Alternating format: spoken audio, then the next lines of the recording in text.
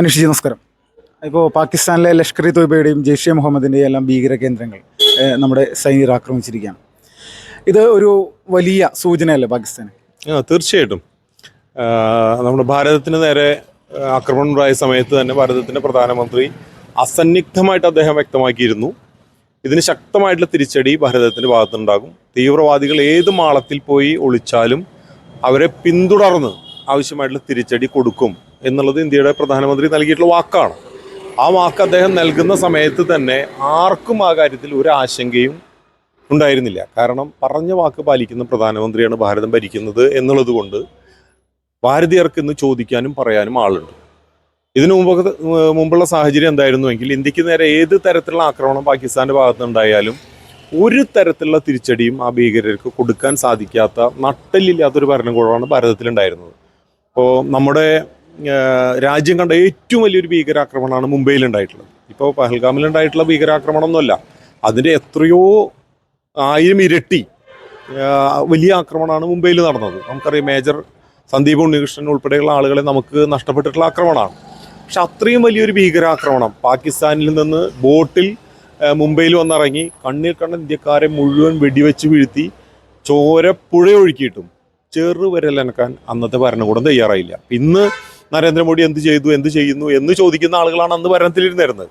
അവർക്ക് ഒരു തരത്തിലുള്ള തിരിച്ചടി പോലും അന്ന് പാകിസ്ഥാന് നൽകാൻ വേണ്ടി സാധിച്ചിട്ടില്ല. പക്ഷേ നരേന്ദ്രമോദി ഭാരതത്തിൻ്റെ പ്രധാനമന്ത്രി ആയതിനു ശേഷം രാജ്യത്തിന് നേരെ നടന്നിട്ടുള്ള എല്ലാ ആക്രമണങ്ങൾക്കും തിരിച്ചടിയല്ല, പലിശ സഹിതം തിരിച്ചടി കൊടുത്തിട്ടുള്ള ചരിത്രമാണ് നരേന്ദ്രമോദിക്കുള്ളത്. അതിപ്പോൾ ഉറി സർജിക്കൽ സ്ട്രൈക്ക് നമുക്കറിയാം, ബലാക്കോട്ടിൽ നമ്മൾ നടത്തിയിട്ടുള്ള നമ്മുടെ സൈന്യം നടത്തിയിട്ടുള്ള ആക്രമണം, നിരവധി ഭീകര ക്യാമ്പുകൾ തകർത്ത് 300ഓളം പേരെ കാലപുരുക്കി അയച്ചിട്ടുള്ള സംഭവമൊക്കെ നമുക്കറിയാം. അത് ചൈനയോടാണെങ്കിലും ദോക്കലാമിലുണ്ടായിട്ടുള്ള സംഭവം നമുക്ക് എല്ലാവർക്കും അറിയാം. അപ്പോൾ ഇവിടെ ഉണ്ടായിട്ടുള്ള സംഭവത്തിൽ എന്തായാലും തിരിച്ചടി നൽകും എന്നുള്ള കാര്യത്തിൽ ഒരു ഇന്ത്യക്കാരനും സംശയം ഉണ്ടായിരുന്നില്ല. അത് ഏത് സമയത്ത് എന്നുള്ള കാര്യത്തിൽ മാത്രമാണ് ഉചിതമായിട്ടുള്ള സമയം സൈന്യത്തിന് തീരുമാനിക്കാം എന്നായിരുന്നു പ്രധാനമന്ത്രി പറഞ്ഞത്. അത് കൃത്യമായി അപ്രതീക്ഷിതമായിട്ടാണ്. അതിൽ നമ്മൾ ശ്രദ്ധിക്കേണ്ട ഒരു കാര്യം, ഇന്ന് രാജ്യം മുഴുവൻ മോക്ക് ഡ്രിൽ നടത്താൻ വേണ്ടി നിർദ്ദേശം കൊടുത്തു എന്നുള്ളതായിരുന്നു വന്നിട്ടുള്ള വാർത്ത. അപ്പോൾ എല്ലാവരും വിചാരിക്കുന്നത് എന്താണെങ്കിൽ ഇന്നത്തെ ദിവസം, അതായത് 7-ാം തീയതി, മെയ് 7-ാം തീയതി രാജ്യം മുഴുവൻ മോക്ക് ഡ്രിൽ നടക്കുകയാണ്. യുദ്ധം ഉണ്ടായിക്കഴിഞ്ഞാൽ ആ പ്രതിസന്ധി എങ്ങനെ അതിജീവിക്കാം എന്നതിനെ സംബന്ധിക്കുന്ന മോക്ക് ഡ്രിൽ നടക്കുന്നത് മെയ് 7-ാം തീയതിയാണ്. സ്വാഭാവികമായിട്ട് ഈ ആ വാർത്ത പാകിസ്ഥാനും അറിയാം. അപ്പോൾ ഭാരതത്തിൽ 7-ാം തീയതി മോക്ക് ഡ്രിൽ നടക്കുന്നു. അപ്പോൾ അതിനുശേഷമാണ് ഭാരതം പാകിസ്ഥാനെ ആക്രമിക്കൂ എന്നുള്ളതാണ് ഒരു പ്രതീതി. പക്ഷേ തീർത്തും മിസ്ലീഡ് ചെയ്യാണ് ചെയ്തിട്ടുള്ളത്. അതിന് തൊട്ട് മുമ്പ് തന്നെ നമ്മൾ അവരെ ആക്രമിച്ചു.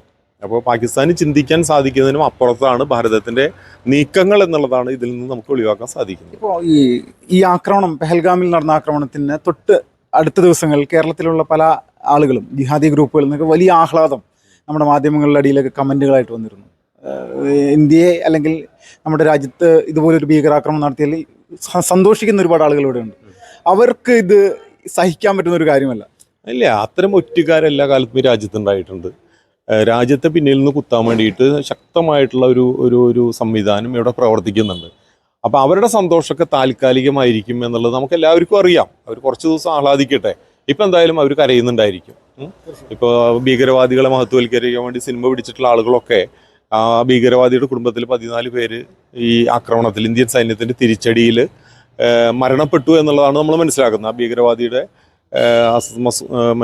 ഭീകരവാദിയുടെ സഹോദരി ഉൾപ്പെടെ 14 പേര് മരിച്ചു എന്നുള്ളതാണ് അറിയുന്നത്. അപ്പോൾ ആ ഭീകരവാദിയെ മഹത്വവൽക്കരിച്ചുകൊണ്ടാണ് വലിയ സിനിമ പിടുത്തൊക്കെ ഇവിടെ നടന്നിട്ടുള്ളത്. അപ്പോൾ അവരൊക്കെ കുറച്ച് നാൾ സന്തോഷിച്ചാലും ഇപ്പോൾ ദുഃഖിക്കുന്നുണ്ടാവും. ചേട്ടാ നമസ്കാരം. നമസ്കാരം. പേരെന്തായിരുന്നു ചേട്ടാ? ശ്രീജിത്ത്. ചേട്ടാ, ഇപ്പോൾ ഇന്ത്യ പാകിസ്ഥാനിൽ കയറിയിട്ട് ജെയ്ഷെ മുഹമ്മദിൻ്റെയും ലഷ്കർ ഇ തോയ്ബയുടെ എല്ലാം ഭീകര കേന്ദ്രങ്ങൾ ആക്രമിച്ചിരിക്കുകയാണ്. പെഹൽഗാം ആക്രമണത്തിന് ഒരു പ്രതികാരം എന്നുള്ള രീതിയിൽ എന്താണ് ഈ ഒരു സമയത്ത് പറയാനുള്ളത്? അവർക്ക് തിരിച്ചടി അനിവാര്യമായിരുന്നു. അതല്ല, ഇനിയും അവർ നമ്മളെ ആക്രമിക്കാൻ വന്നു കഴിഞ്ഞാൽ വീണ്ടും വരെ ഇല്ലാണ്ടാക്കണം. ശരിക്കും പറഞ്ഞാൽ പാകിസ്ഥാൻ ഒരു യുദ്ധം ഉണ്ടാകാനുള്ള സാധ്യത ഉണ്ടെന്ന് തോന്നുന്നു. യുദ്ധം ഉണ്ടാവാൻ സാധ്യത കുറവാണ് പരമാവധി. നമ്മളെ ഈ അറ്റാക്കിൽ തന്നെ അവർ അത്യാവശ്യം പേടിച്ചിട്ടുണ്ട്. പിന്നെ അവരുടെ ബാക്കിൽ നിന്ന് അവർക്ക് ഓരോ സപ്പോർട്ടുകൾ വരുന്നുണ്ടല്ലോ, അതിനനുസരിച്ച് എന്താ ചെയ്യാമെന്ന് നമുക്ക് അറിയാൻ പറയില്ല. നമ്മളെന്തെങ്കിലും സജ്ജമായി നിൽക്കണേ, എന്തായാലും അടിക്ക് തിരിച്ചടി, ഒരു സംശയമില്ല. ഇപ്പോൾ നമ്മുടെ രാജ്യത്ത് ഇതിനു മുന്നും BJP വരുന്നതിന് മുന്നേ കോൺഗ്രസ് സർക്കാർ ഉണ്ടായിരുന്നല്ലോ, UPA. ഇതുപോലുള്ള പല ആക്രമണങ്ങളും ഭീകരവാദികൾ ഇന്ത്യക്കെതിരെ നടത്തിയിട്ടുണ്ട്. അപ്പോൾ ആ സമയത്തൊന്നും നമ്മുടെ കേന്ദ്ര സർക്കാർ, അന്നത്തെ കേന്ദ്ര സർക്കാർ ഒരു തരത്തിലും പ്രതികരിക്കാൻ തയ്യാറായിട്ടില്ല. എന്തുകൊണ്ടായിരിക്കും? അത് അവർക്ക് അതിനുള്ള ത്രാണിയില്ല. ഇനി പ്രധാനമന്ത്രിയാന്ന് പറഞ്ഞിട്ട് ഒരാളെ നിർത്തും, പക്ഷേ ചരട് വലിക്കുന്നത് സോണിയാഗാന്ധി. അപ്പോൾ അവർക്ക് എപ്പോഴും അവരുടെ ഇറ്റലിയോടല്ലേ കൂറുള്ളൂ. അവർക്ക് ഇന്ത്യ നശിച്ചു പോയാലും കുഴപ്പമില്ല. അവർക്ക് ഇവിടെ രാഷ്ട്രീയം കളിച്ച് കാശുണ്ടാക്കണം, അച്ഛനും മോനും അമ്മയ്ക്കും. അത് തന്നെ. ഈ യാതൊരു ആത്മാർത്ഥം ഉണ്ടായിരുന്നില്ല. ഒരു ആത്മാർത്ഥമില്ല. അപ്പൊ അവരിപ്പോ ഈ സർക്കാരിനൊക്കെ, കേന്ദ്ര സർക്കാരിനൊക്കെ ഈ ഒരു വിഷയത്തിൽ പല ഘട്ടങ്ങളിലായിട്ട് കുറ്റം പറയുന്നുണ്ടല്ലോ, അതിനോട് എങ്ങനെയാണ് പ്രതികരിക്കുന്നത്? അത് അവരെ ഇരട്ടത്താപ്പ് എന്ന് പറയുന്നത്.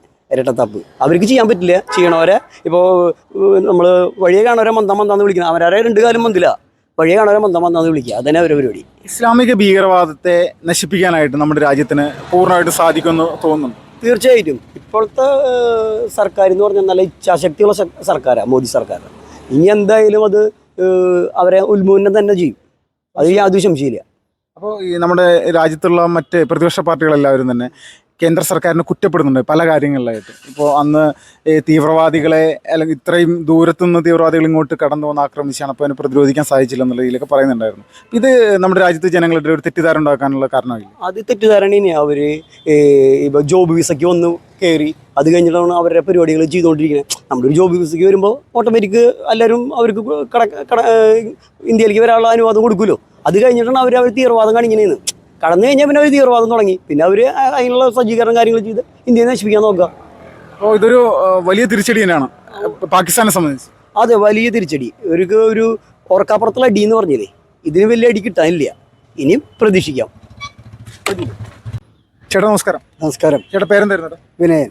ചേട്ടാ, ഇപ്പോൾ പാകിസ്ഥാൻ്റെ മണ്ണിൽ കയറി ഇന്ത്യൻ സൈന്യം ഒരു വലിയ തിരിച്ചടി ഭീകരവാദികൾക്ക് കൊടുത്തിരിക്കുകയാണ്. എങ്ങനെ കാണുന്നു ഈ ഒരു സമയത്ത്? ഹാപ്പിയാണോ? വളരെ ഹാപ്പിയാണ്. ഹാപ്പിയാണോ എന്ന് കാരണം ഞാനൊരു ഇന്ത്യക്കാരനാണ്. അതിലുപരി ഞാനൊരു ഹിന്ദുവാണ്. അഭിമാനിക്കുന്നവനുമാണ്. ആയതുകൊണ്ട് തന്നെ നന്ദഗോപാൽമാരാർ ഇരിക്കുന്ന തട്ട് താന്ന് തന്നെ ഇരിക്കും. അപ്പോൾ ഇവിടെ ഈ ഭീകരവാദികളുടെ പ്രവർത്തനങ്ങൾ പൂർണ്ണമായിട്ട് നമുക്ക് നശിപ്പിക്കാൻ സാധിക്കും, ഭാരതത്തിന് പൂർണ്ണമായിട്ട് നശിപ്പിക്കാൻ സാധിക്കും ഭാവിയിൽ?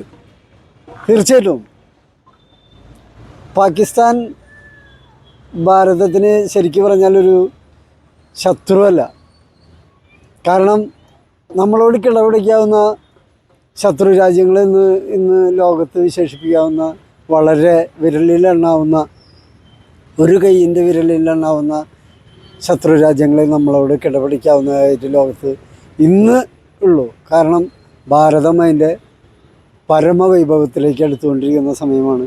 ഈ സമയത്ത് പാകിസ്ഥാന് തോന്നിയ ഒരു പൊട്ടബുദ്ധി എന്ന് തന്നെ ഇതിനെ വിശേഷിപ്പിക്കാവുന്നതാണ്. ഇതിൽ നമ്മുടെ രാജ്യത്ത് കയറി ഇതുപോലൊരു ആക്രമണം നടത്തിയ സമയത്ത് അതിനെ സപ്പോർട്ട് ചെയ്തുകൊണ്ട്, അതിൽ ആഹ്ലാദിച്ചുകൊണ്ട് നമ്മുടെ നാട്ടിൽ ഒരുപാട് ആളുകൾ ഫേസ്ബുക്കിലും മറ്റ് സോഷ്യൽ മീഡിയയിലൊക്കെ ഒരുപാട് കമൻറ്റുകൾ ഇട്ടിരുന്നു.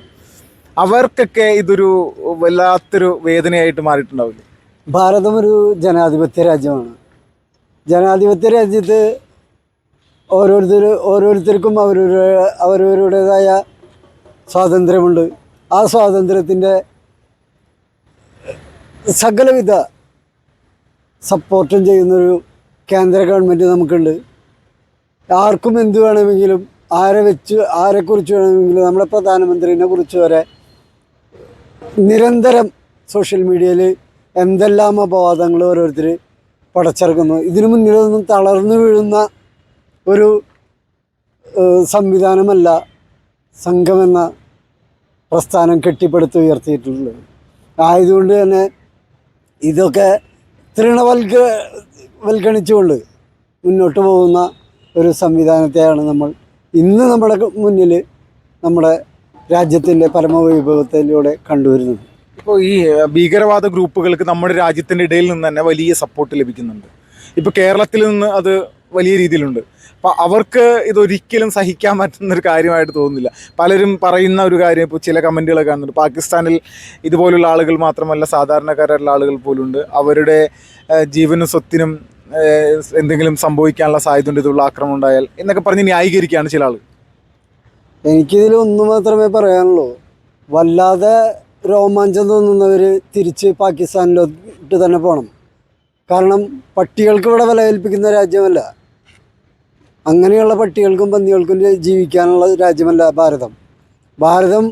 അതിൻ്റെ പരമസ്ഥായിയോടുകൂടി സനാതനധർമ്മത്തെ ഉയർത്തിപ്പിടിച്ചുകൊണ്ട് തന്നെ എല്ലാ മത വിഭാഗങ്ങളെയും ഒരുമിച്ച് നിർത്തിക്കൊണ്ട് ഒരു കുടക്കീഴിൽ എല്ലാ സംവിധാനങ്ങളും കൊണ്ടുവന്നുകൊണ്ട് നമുക്ക് വിരൽത്തുമ്പിൽ എല്ലാ സംവിധാനങ്ങളെയും ഉപയോഗിക്കാവുന്ന ഒരു സംവിധാനത്തിലേക്ക് വരുന്ന സമയത്ത് ഇതിനെതിരെ കുരയ്ക്കുന്നവരോട് ഇത്ര മാത്രമേ ഞാൻ മുൻപ് പറഞ്ഞ തന്നെ എനിക്കിപ്പോഴും പറയാനുള്ളൂ.